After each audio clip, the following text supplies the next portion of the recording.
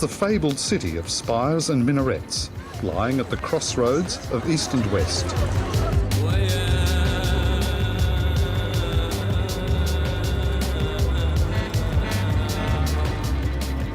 Istanbul, the surging, soaring heart of Turkey, and the new chic place to be.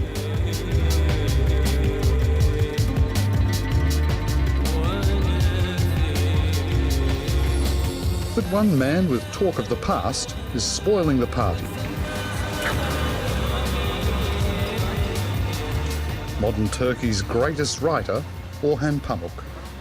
What happened to Turkey's Ottomans is a grave, important issue that both the nation should know about, and we have to have a freedom of speech.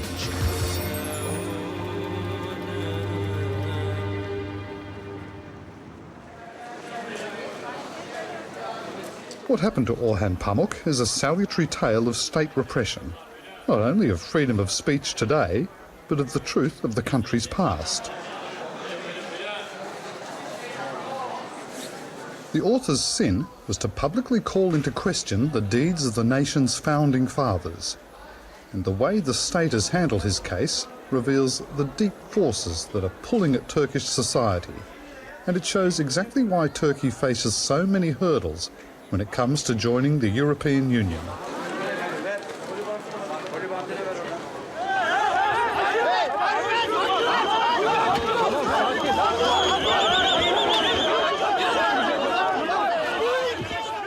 Orhan Pamuk dared to speak of a dark episode in Turkey's past, the forced removal and killing of over 1 million Armenians.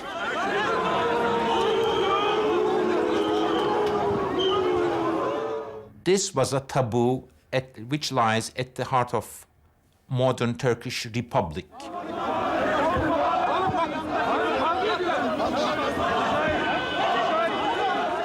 For breaking that taboo, he ran headlong into the turbocharged power of Turkish nationalism.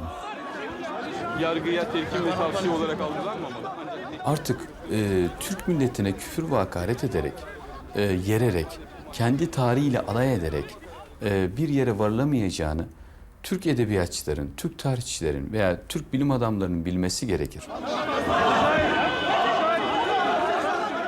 Pamuk was charged with insulting the Turkish state, his court appearance capping an extraordinary year-long saga.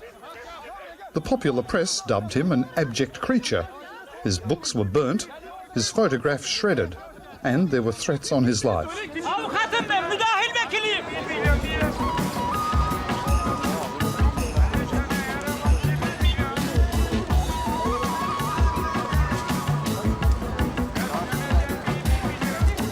If every city has its author, then for Istanbul it is Orhan Pamuk.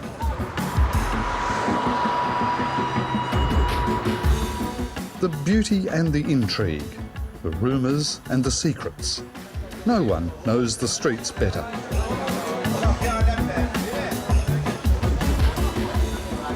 When I talk about Istanbul, it's like talking about your family. This is the town that was given to me, and I have learned to love it, to embrace it as one loves and embraces one's family.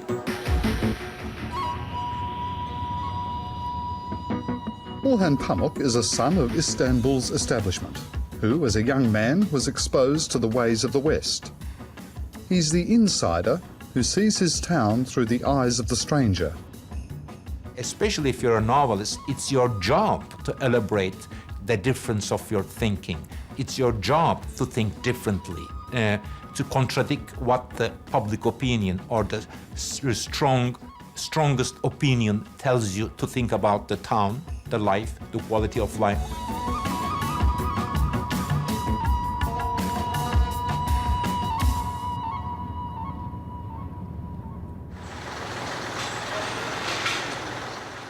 Contradicting public opinion has proved a dangerous pursuit for Orhan Pamuk. It's turned him from best-selling popular author to social outcast.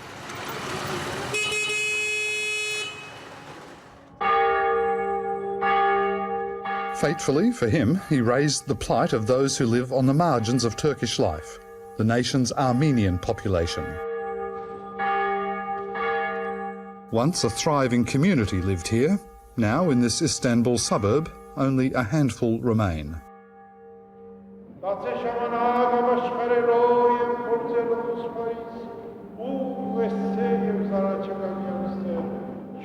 A shared memory of pain lights a dark past, what the Armenians call the first genocide of the 20th century.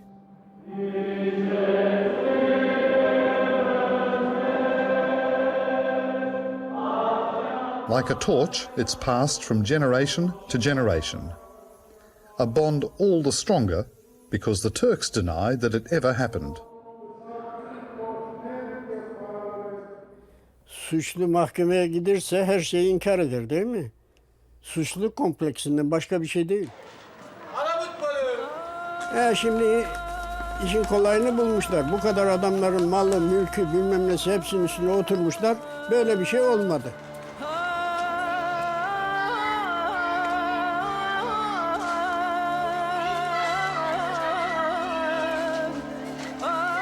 Around the corner from the Armenian church lives Sarkis Cherkesyan. At 90 years of age, he still bears witness to the horrors visited upon his people.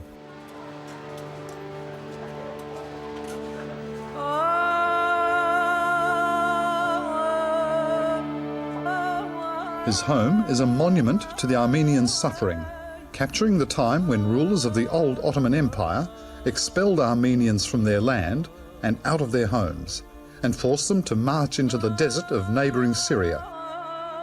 Men, women and children, their fate was a near certain death.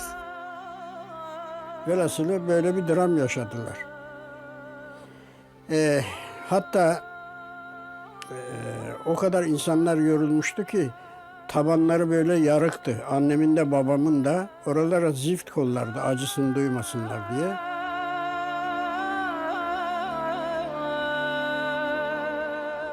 İnsanlar çocuklarını taşıyamaz oldu ve o çocukları Arap köylerinin yanından geçerken oraya bırakıp gittiler Araplara.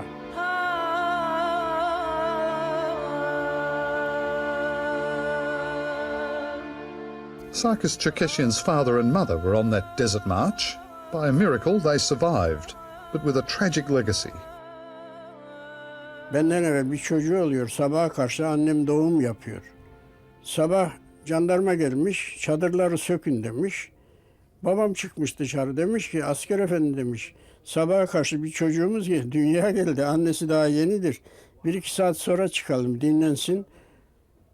Babama elindeki kırbaçla vurmuş demiş ki biz sizin kökünüzü kazımak istiyoruz. Siz daha çocuk mu yapıyorsunuz demiş. Ve o benim büyüğüm olacaktı. Ölmüş yani.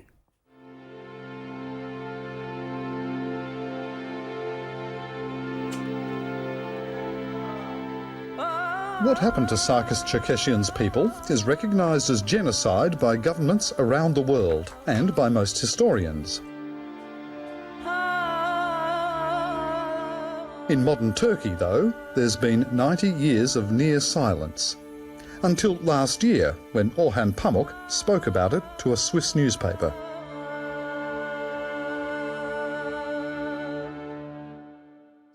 What I said is true.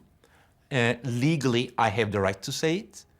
And historically, and more also morally, this has to be said if we are decent human beings. But then there is the burden of history, the fact that the nation does not know it. I am annoyed by the social side of this. My case grew and grew and grew and unfortunately fell in between Turkey and Europe. Tabii sadece atamıza değil, bütün milli liderlerimize saldırılar var. Biz bu milli liderlerimize saldırıları göğüs diyecek güçteyiz, merak etmeyin. Beneath the gaze of the founder of the Turkish Republic, Kemal Atatürk, the razor-sharp lawyer Kemal Kerinçenç is the man who's turned the power of Turkish nationalism on the author. Kara Kuvvetleri Komutanlığı'nın armasından Şimdi Orhan Pamuk'un burada yapmış olduğu doğrudan doğruya öncelikle Türk milletine, Türklüğe hakarettir.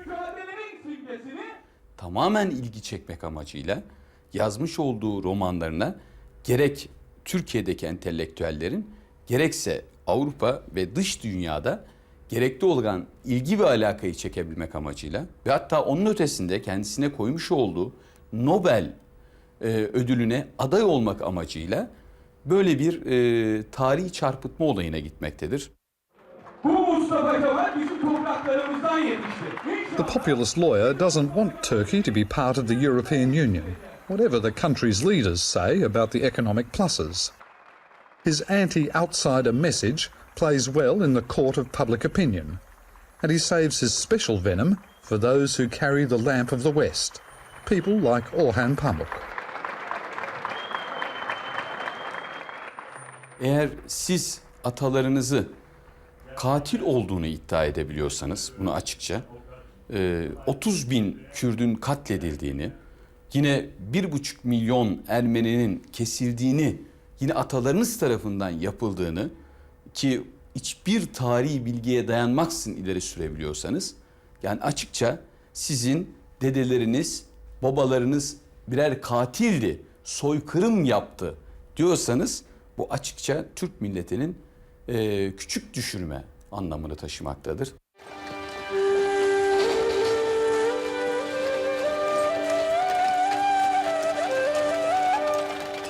Kemal Kerinčić speaks for nearly all Turks when he argues there was no genocide of the Armenians in 1915.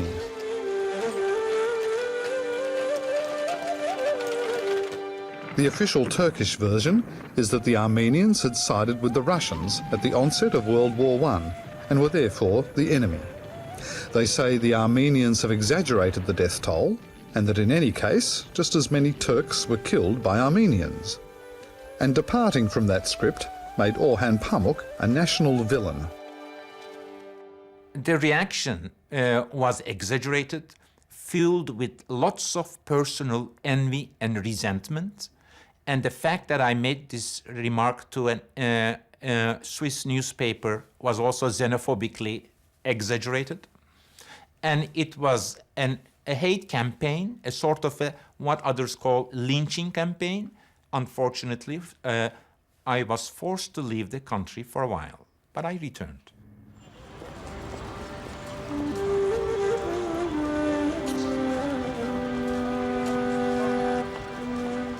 Pamuk's words were taken by many as an attack on Kemal Atatürk, the father of the modern Turkish state.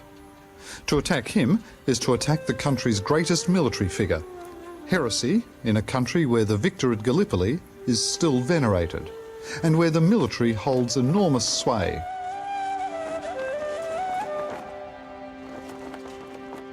One Istanbul district prosecutor, with sympathy for the nationalists' argument, charged the writer under Article 301 of Turkey's Penal Code, a law which makes it an offence to insult the Turkish state. It carries a 6-month jail sentence, and it was a direct hit on the writer's freedom of speech. I think that this is a law that they keep in a drawer, not display to European Union or international community because they will think that that's bad. You've called Article 301 a secret gun. It is a secret gun, not in the sense that it's not being displayed to civilized world, but it's in the drawer, and when they want to shoot someone in the head because they're angry, they just pull it out and shoot a person.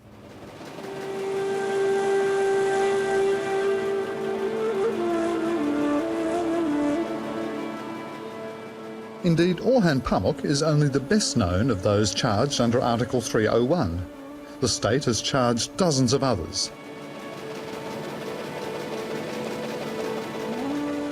Hrant Dink runs the Armenian newspaper in Istanbul.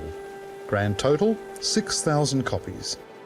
A small print run it may be, but for advocating the Armenian cause, Hrant Dink is facing 3 separate actions under Article 301.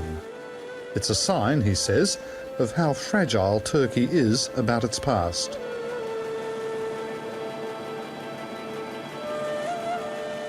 Asıl tehlikelisi de onlar için, yani yöneten erkler için içerideki uyanmadır.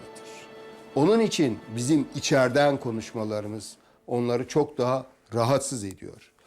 Ve doğrusu sonuna kadar da bu mücadeleyi götüreceklerdir. Çünkü Türk insanı hakikaten tarihte ne oldu sorusunu artık sormaya başladı.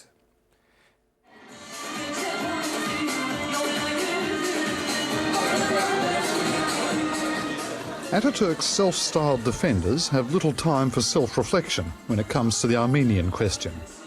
For them, Turkey is for the Turks, and there's no having outsiders crash the party, especially the Europeans, with their demands that Turkey acknowledge the Armenian genocide. That, says Kemal Karadzic, will only embolden the Armenians to demand the return of land and more.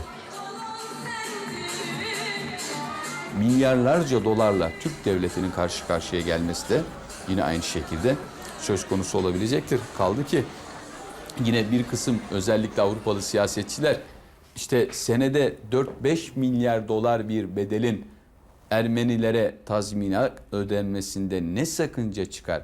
Bu bir kardeşliğin temeli olmalıdır gibisinden beyanların da hemen bu olayların akabinde görünce bizim savunmalarımızın da ne kadar haklı olduğu ortaya çıkıyor.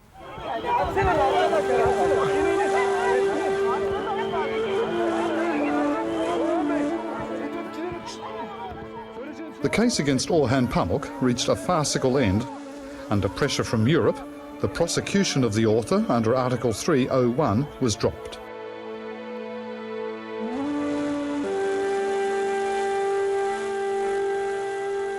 But that's far from the end of it. Kemal Karadzic wants the author punished, and he's appealing the decision. For his part, Orhan Pamuk is acutely aware that his case has now become a symbol for all those who are for and against Turkey joining the European Union. Let's not forget that Turkey is not joining European Union today.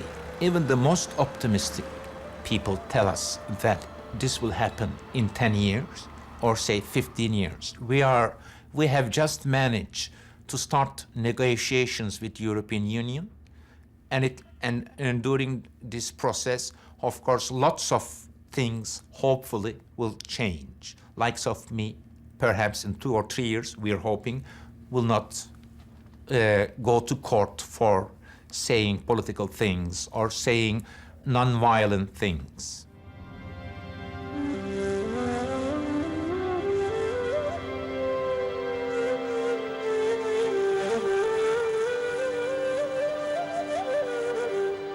The words of this celebrated Turkish author have forced the Turkish state to confront some tough truths about its past and its present. How it deals with these truths will decide its European fate.